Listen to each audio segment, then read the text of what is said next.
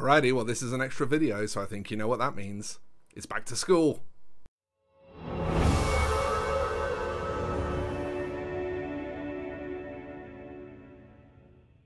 As miniature painters, we often face a battle trying to decide where the compromise should lie between speed and quality, and sometimes speed and difficulty as well. And those were some key concepts that I was trying to put over in this lesson dump that I'm going to be showing you today. My client that I was working with for this lesson was really struggling with edge highlighting. He felt like his manual dexterity was kind of letting him down a bit, and he was really struggling to get neat, fine edge highlights. Now there are certainly techniques that can help you with bracing your hands and stuff like that, things to make you better at edge highlighting, but at the end of the day it is inherently a very, very difficult technique to do at the highest level. When you see painters who have fantastic edge highlighting skills, you have a clear image of wanting to obtain that same level, but for some people, myself included, that is really, really difficult. Whilst I do have some quite good fine brush control, running long, straight, perfect lines every time is something that I find really hard. I also don't particularly love the way that those miniatures look when they're just edge highlighted on all the panels. I think it gives it a bit of a fake sort of neon-tron lit kind of look that just doesn't really appeal to me personally. So with that in mind, I developed a different way of painting for me. It's not necessarily radically different to things that other people do, but it's the method that works best for me. It minimises the amount of edge highlighting that I have to do and leans heavily on glazing, which is a painting method where you have a lot of control in order to achieve highlights and shadows where I want them to be placed without having to work really, really hard and develop a skill that I honestly just feel is a little bit beyond me to get to the highest level in. So I'm going to take you to the lesson dump now. You can sit and enjoy me and my client working on this shading and highlighting method that uses very, very simple strokes that are not difficult to replicate, something that you can practice in your own time and have a really good time with. Paints are very good for painting with. Yeah. And what I'm actually going to show you, this might catch you a little bit by surprise, but I'm going to paint yellow. And okay. The reason I'm going to paint yellow is because it's viewed as such a difficult colour to paint. Yeah. And what I want to demonstrate for you here is that if a colour that's viewed as particularly difficult can be made this easy, then the same is probably true of other colours that you're going to paint with. While you're just finishing setting up, I want to explain kind of the principle of what I want to show you here. So one of the reasons why a lot of people struggle with both shading and highlighting, obviously a wash is very good for anything textured. Like on your Fire Warrior, he's wearing an undersuit, and shading that undersuit is really easy because as soon as you put a wash over it, it's going to look great, right? But shading and highlighting the flatter parts of your miniature is a lot more difficult because you don't have texture on the model that the wash can work with. Yeah, can work, can go in and everything. So like normally when we're like highlighting flat panels, we'll be kind of edge highlighting like this. You know, we'll start off with sort of a fairly thick line of a lighter color, and then within that thick line, we're then expected to paint an even thinner line in an even brighter color, and by putting these two things together, we get what we recognize as an edge highlight. And we've all seen this kind of edge highlight a million times, right? Yeah, that's sort of almost heavy metal one. Exactly, yeah. It's a two-stage edge highlight. It's the standard thing that most people learn as how to highlight their miniatures. Now, the problem with this as a technique is not that it isn't effective. It looks good. You know, it brings a lot of definition to the miniature, and that's brilliant because the key to making a miniature look well painted is to have really nicely defined shapes. Like that's what your eye reads as a good paint job. Yeah. The problem with this is that it requires really high manual dexterity. It's really hard. Yeah, that's what I'm struggling with. So you shake everywhere, and it goes everywhere. Right. So here's the problem: is that A, we don't have a shading method for these flatter areas, and B, the highlighting method that we're normally taught, that we're most commonly taught to use, is really, really difficult.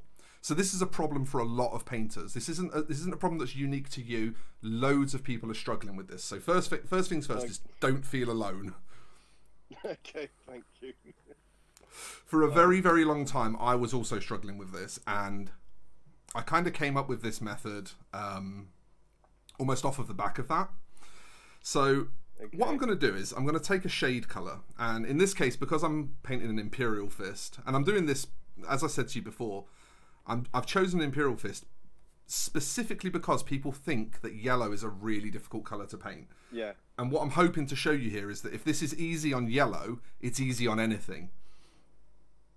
So what I'm going to do is take a shadow color first of all. I'm using Mournfang Brown in this case, and I'm actually gonna paint a shadow, and this is going to be very, very easy to do because I don't have to be accurate or anything, right? I just paint the shadow.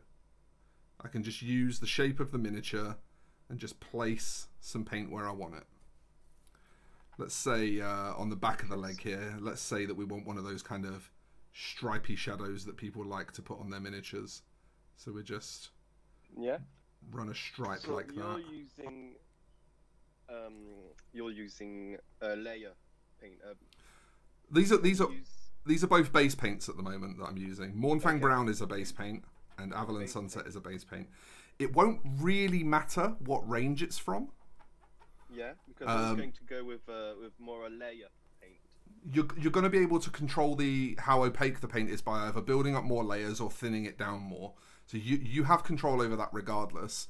So if what you want to do is use a layer paint, then by all means use a layer paint. You might just find that you need to repeat your paint strokes a couple more times to get them looking solid. So if I'm using some shade paint, it's sort of too thin. I would steer clear of using Citadel shades at the moment, because you can't really control them. Obviously, for the undersuit on your Tau Fire Warrior, you're going to want to use a shade paint on that. But for purposes of this lesson, if you just focus more on the armor plates, the parts that you would not really look good if you wash them. Okay, so I'm gonna go with leather brown. Okay, that'll work nicely. I'm using Vallejo today. Yeah, that's fine. I use a mixture of Vallejo and Games Workshop anyway, so you will see some Vallejo paints appearing on my side as well. So I'm not going to do the entire miniature here. I'm just going to paint a few areas just to sort of create this demonstration for you. But what I'm doing is just blocking in these big, thick shadow shapes. And I don't really need to be very careful here, because I'm just painting these big, chunky shapes. And painting big, chunky shapes isn't really that difficult. So it's a little bit harder around here on the inside of the leg because it's a bit hard to reach, but for the most part, it's fine. If I do it on mine, it'll be sort of around here. You're off camera for me at the moment. I can't see you. Oh, crap. So yeah, things like, you know, the underside, the sort of more downward facing areas. I mean, the truth is, you can kind of place shadows and highlights wherever you want, really, but your eye will kind of find the common sense place to put them anyway. You know, you'll be able. Sort of lighting on top, it will be. It's able to find it itself with your eye. Yeah, exactly. You know, if you always, it simplifies things a lot to always assume that your miniatures are lit from above.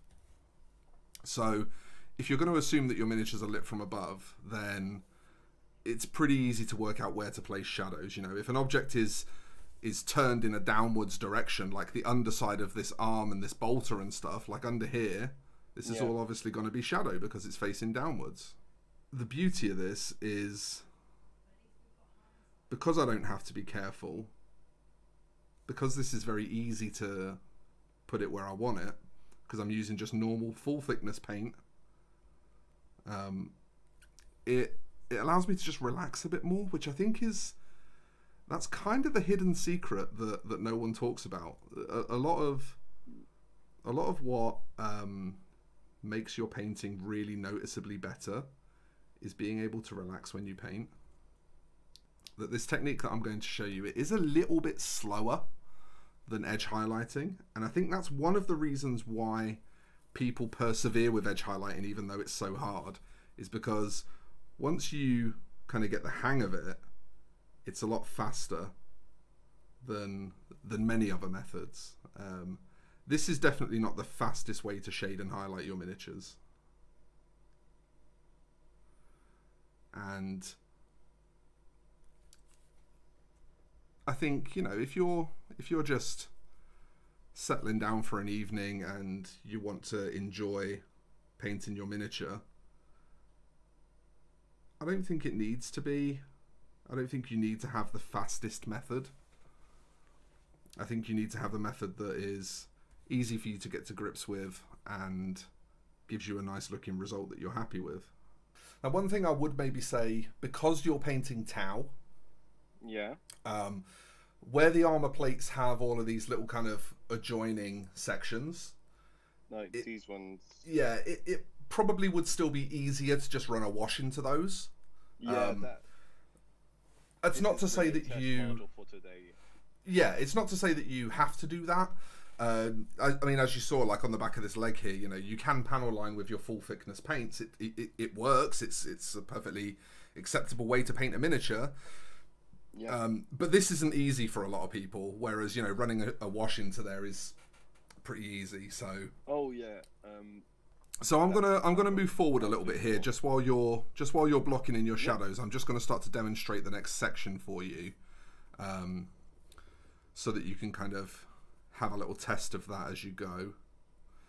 So what I'm doing here is I'm mixing a glaze, and a glaze it's just a very thin, very transparent version of a paint. That's all it means. Okay, Citadel used to make a product called glazes.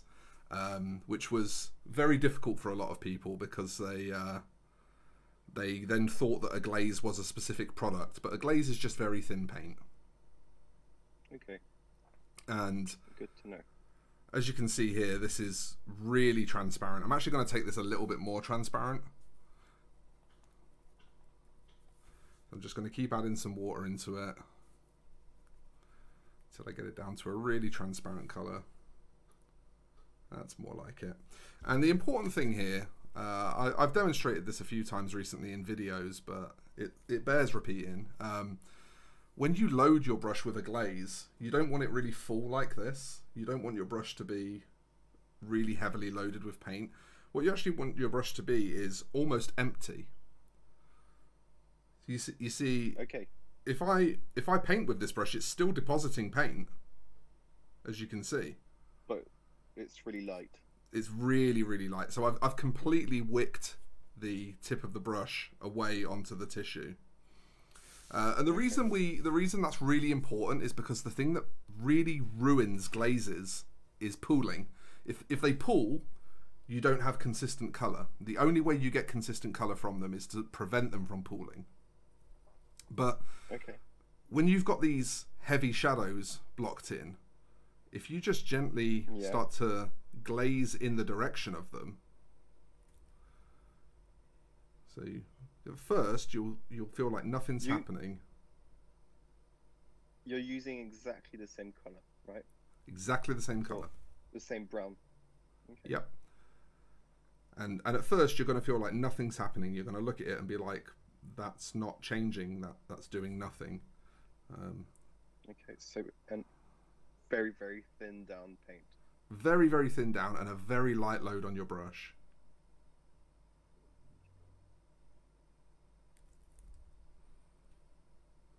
I'm pushing it towards the shadow, always towards the shadow.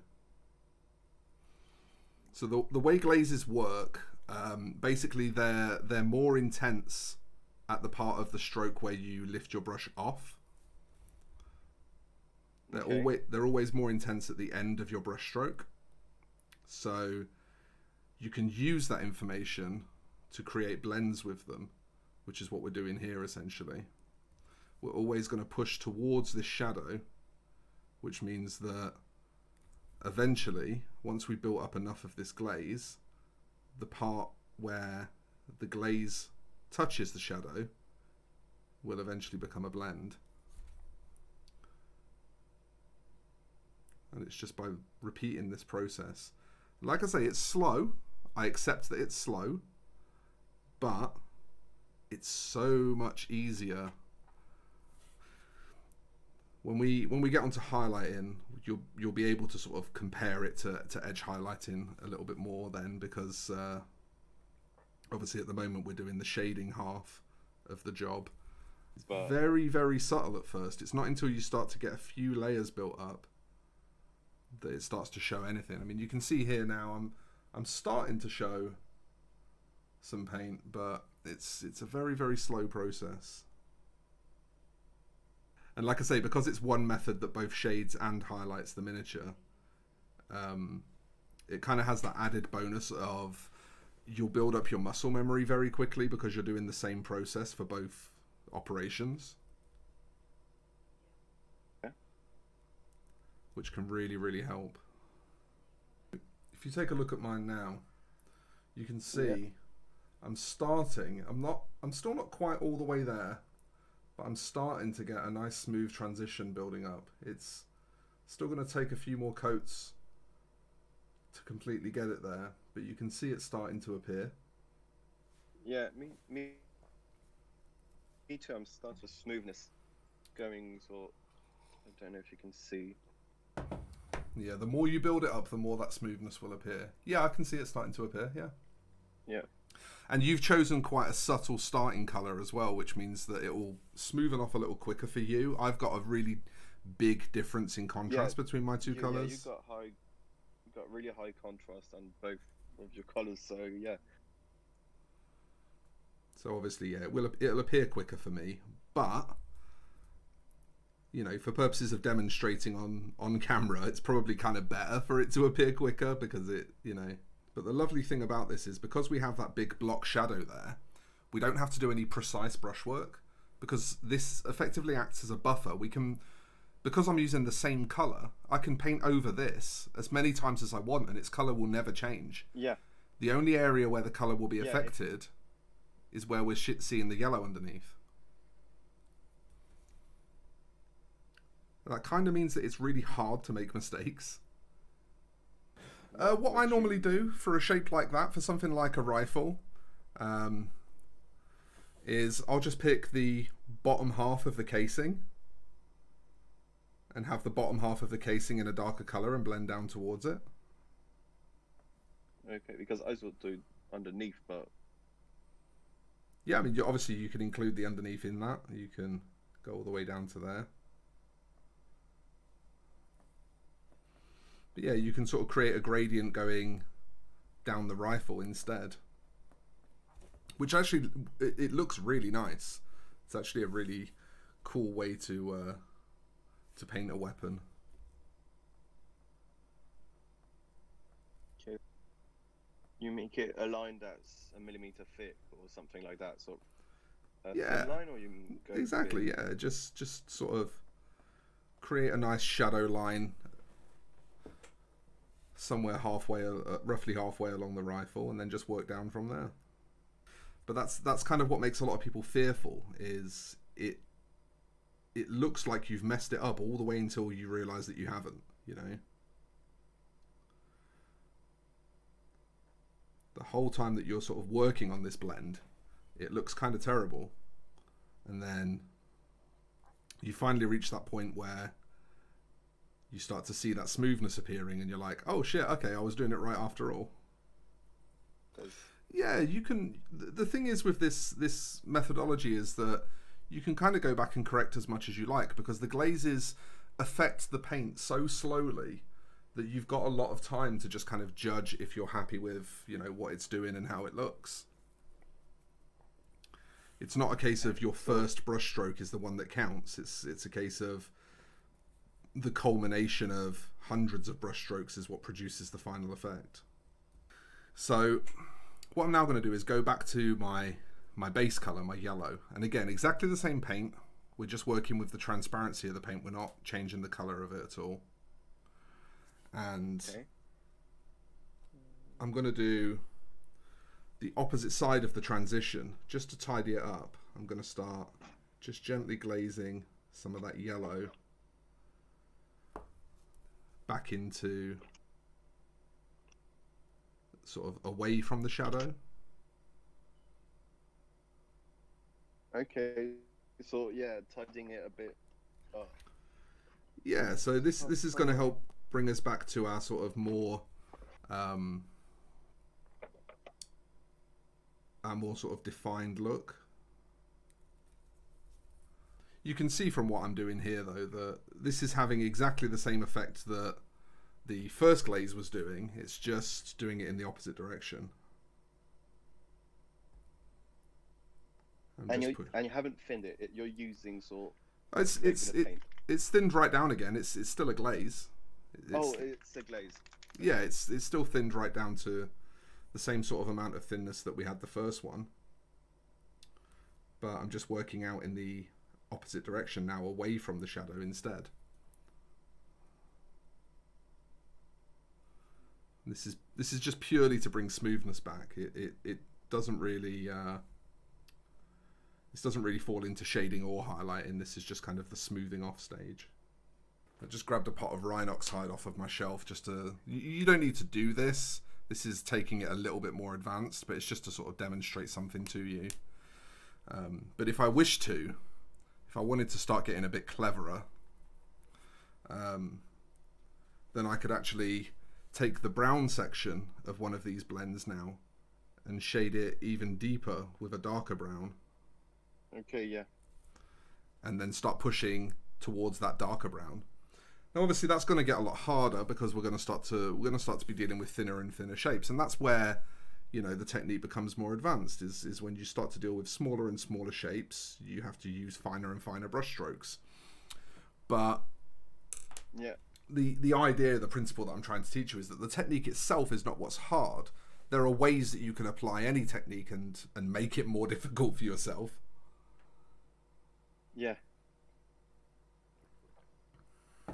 Yeah, you know, funny enough, most of my students that I've worked with so far since I started teaching have all said to me that they've never really worked with glazing before. And it's interesting for me because before I was doing this for a living, I was a traditional painter. I used to paint you know, two-dimensional surfaces, not miniatures, kind of thing. And glazing in two-dimensional painting, it's kind of it's a fundamental. It's a technique that you kind of have to be able to do in order to get some of the most basic effects. But it never seemed to really translate into common usage in miniature painting. And I always found that very strange because, if anything, I find that I probably use it more now that I paint miniatures than I ever did as a two-dimensional painter. Yeah, you get a better, how do you call it, a better transition. Yeah, and I think it's also the degree of control that it gives you. That's really what I love about it. Like, I accept that it's quite slow, and it is quite slow, but the degree of control that it gives you, the ability to correct your mistakes, you can sort of see that you're starting to make a mistake before you've made a serious mistake. Yeah. You know, so like you see in my brown here now, I'm starting to kind of get this darker blend coming in.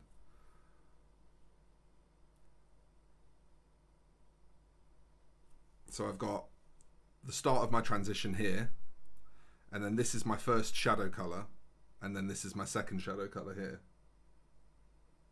Okay, yeah. And in all of that space, I've got a transition of 3 colors that's, you know, pretty nicely blended. You know, like I said, for the sake of brevity, for the sake of not making this less than 10 hours long, I'm obviously doing this a bit faster than I normally would. And this is, you know, this is a technique that lends itself best to when you're trying to paint your best looking miniatures. This isn't a technique that you want to use for painting, you know, 100 Hormigants or something. But But I think, you know, if you're just trying to get 100 miniatures on the tabletop, you're probably just, you know, dry brushing and using washes and stuff like that anyway. If you are willing to spend money to hire somebody to teach you how to paint, you probably don't want to learn how to cover something in a wash and then dry brush it, right? You want to learn something a bit more advanced and a bit more special so that you can attack those important miniatures and make them look as good as possible. Okay. So what I want to do now is, now that I've got one nice little section here that's kind of moving along at a pretty good pace. So I'm going to just focus on this section for now. I'm doing it. I'm really working on my rifle now. It's the easiest part. Yeah, that's the best thing to do. That's the best thing to do. While you're trying to learn the technique, just find the easiest part of the miniature to practice it on. Yeah. So I'm gonna mix myself a highlight color now, which is I'm mixing just some ice yellow from Vallejo model color into my Avalon Sunset, and that's going to give me a nice highlight color. And I'm going to do exactly the same thing. I'm just going to block in a highlight first of all. So I'll sweep a little shape, maybe along there, maybe along there, something like that looks good to me. And again, you know, this comes back to that thing of, this is probably a technique that you're using for single miniatures, not for painting squads. So you don't need to be scared of mixing colours, because it's not like you have to repeat this perfectly 100 times. So again, I've just blocked in that highlight, exactly like I did with the shade. I've just painted full thickness paint into the area that I want to be brightest. And then I do exactly the same thing, just glaze down toward it.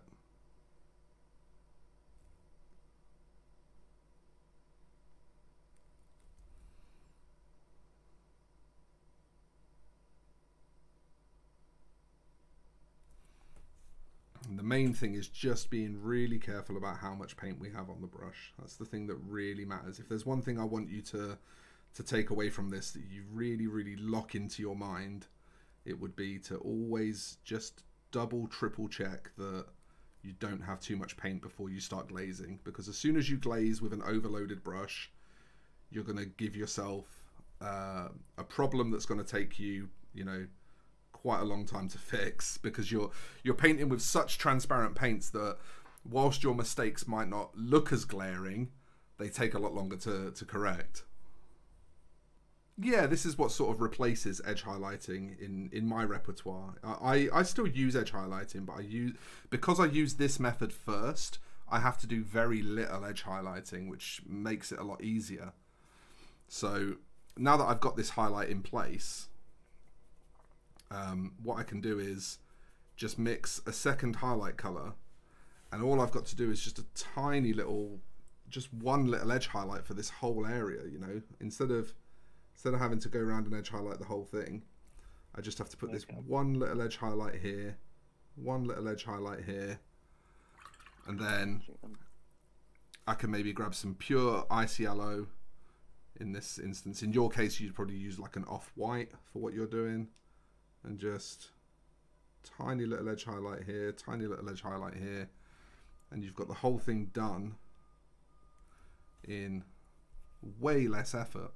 You know, all I've edge highlighted in this entire process is here, here, and here.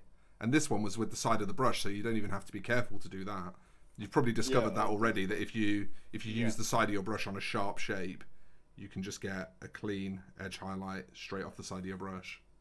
You know, you can sort of map it in for the entire miniature and then start to do all the glazing. That's actually probably the smartest way to do it, is to map it in everywhere that you want it on the miniature first of all, and then go back and start the actual process of glazing it in.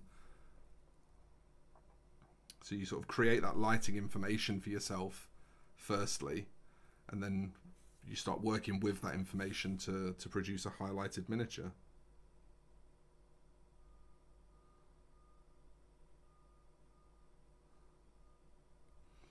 The thing is with this method is, you know, it's not a catch-all.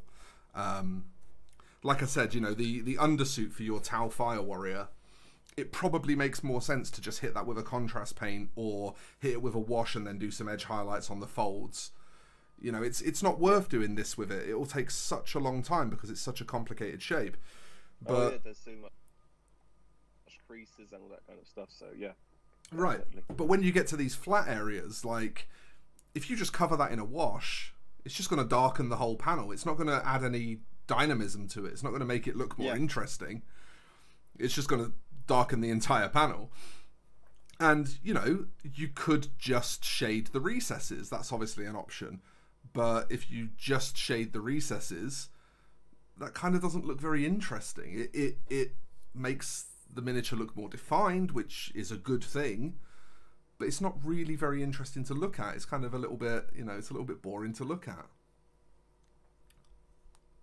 But where you'll really start to see the value with doing this kind of work is, you know, you'll sit here and for something like a Space Marine or a Fire Warrior that's got a lot of panels that are all one color, you know, you'll sit there for ages and you'll be working away and you'll kind of get to a point where you've got all of your yellow done or whatever and you'll be like, yeah, that looks quite nice. And then what's really going to tip it for you is when you add another color into the mix. So what I'm actually going to do here is I'm just going to recolor this knee pad in black to demonstrate for you where this technique starts to look so effective.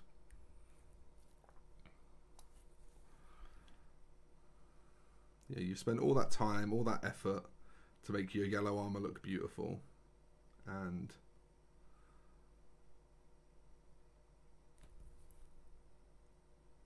you're just sort of looking at a mass of one color, and it can be very easy to look at a mass of one color and say to yourself, well, you know, was that worth all that effort?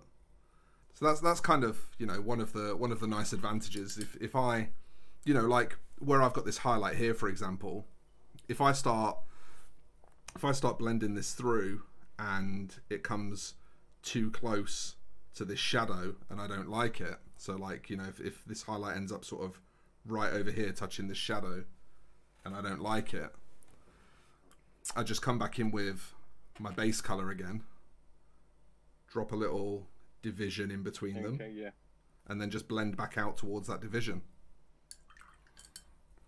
Yeah, it's a very simple procedure to grasp. The thing that I think makes people a little bit scared of it sometimes is that it sounds conceptually difficult.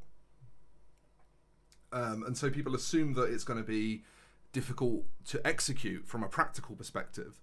But once you grasp the concept of why you're highlighting this way, the actual practical of producing those highlights is actually really easy.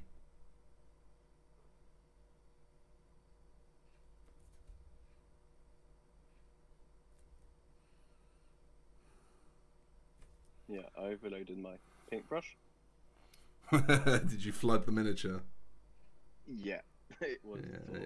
You'll make that mistake a few times. You'll eventually stop, but at first you will make that mistake a few times. I still do it every now and again now. I did it when I was painting this section. I did it. You know, it will happen every now and again. You'll just forget what you're doing and accidentally put too much paint down. But you know, the more you paint this way, the less often it will happen, and eventually it won't happen at all. And then you'll be a happy camper. So I'm just putting one little edge highlight across the top and a little grey blend going up to it. You know, and if you want to be posh, you could maybe just sort of use the very tip of your brush just to dot a little bit of texture in there as well. That always looks nice, I think. I'm a big fan of texture in my miniature painting. But you see now, once you see the relationship between that black and that yellow, the yellow starts to make so much more sense now. Oh yeah. And that's the point, is that once you have a unified color scheme that's all been painted with this same sort of technical approach, you start to realize how powerful it is. You know, there's a lot of really nice looking things that you can do, because you can essentially blend any surface. You know, one of the big weaknesses of wet blending is that it's really hard to wet blend accurately. But you know, on a big open area like a shoulder pad, that's fairly achievable. But what are you going to do when you know, if you want to blend like this little faceplate here or something? It would just be so difficult. Yeah, you know, whereas we could definitely, you know, just take a little bit of our brown, pop it into this recess here, you know, and start to just create some glaze blended shadows just up around this faceplate. No problem at all, you know. Good point of shadow, pick a mid-tone, pick a highlight, block them all in. And don't get me wrong, like we blocked in all of the shadows first and then did the glazing, and then we blocked in the highlights and did the glazing.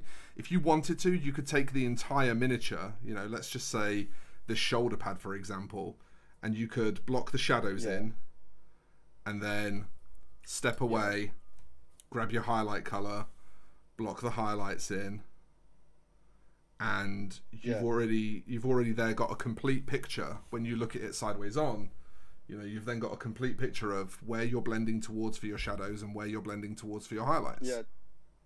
So there you have it. It was quite a long ride, but we went over quite a bit in that lesson, and I hope you enjoyed it. Did a few little fiddly extra things at the end there as well, just to, you know, round off the time and show some sort of context for how you can fit those things into a greater paint scheme. I find this painting method to be a hell of a lot of fun. It is time consuming. I said that a few times during the lesson. You do have to slow down in order to paint this way and really take your time. But I feel like I have so much more control over the results because I'm never hedging all of my bets on one single perfectly laid brushstroke at any point. I always get plenty of opportunities to see my mistakes before they start to get too serious, start to make corrections in real time. And that's why I love this painting method, because whilst it is a bit slower, it's not great for getting armies painted. What it does do is puts you fully in charge of the results that you achieve and allows you to kind of just pace yourself and develop those skills over time, develop that all important muscle memory. So I hope you enjoyed this, folks. If you liked the video, do give it a thumbs up. And of course, if you want to subscribe to the channel and enable notifications, you can stay up to date on what I'm doing here on YouTube. There is also a Patreon campaign where you can pledge from as little as $1 a month in order to support the content, the creation of it, and the things that go into doing that. So I'm going to roll those end credits now, thank my existing patrons, and get out of here. Thank you for watching, everyone. I'll see you in the next one.